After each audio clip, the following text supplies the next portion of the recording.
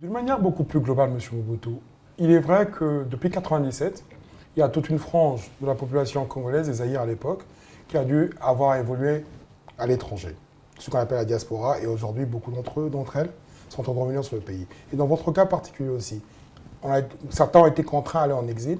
Est-ce que vous pouvez un peu raconter votre parcours en partant en 1997 jusqu'en 2023, votre parcours politique, familial, expérience, en tous les sens? Certainement. C'est vrai que mon parcours politique est arrivé beaucoup plus tard.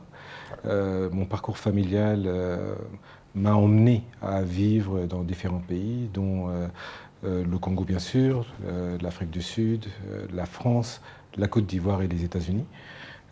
Cette expérience m'a permis en tout cas de me modeler d'une certaine manière, de comprendre exactement comment se comporte le monde du travail façon européenne, si je puis dire.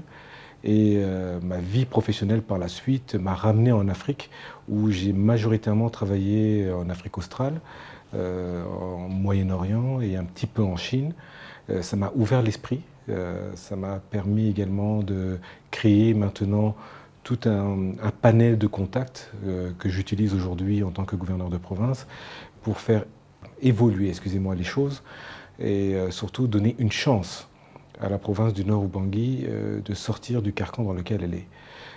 C'est une expérience qui est relativement riche, je dois l'avouer. Ça n'a pas toujours été facile. Ça a été à des moments donnés très très difficile, mais je m'en sors grandi, si je puis dire, et j'invite à toute personne qui a ce genre d'expérience de, comment dire, de mettre ça en avant, si je puis dire, parce que ça permet en fait d'humaniser les choses et de voir les relations humaines, de voir les gens qui nous entourent d'une manière totalement différente. Mais si je peux me permettre, on a déjà établi que le Nord-Mobutu est un couteau qui peut être considéré de deux côtés, d'accord?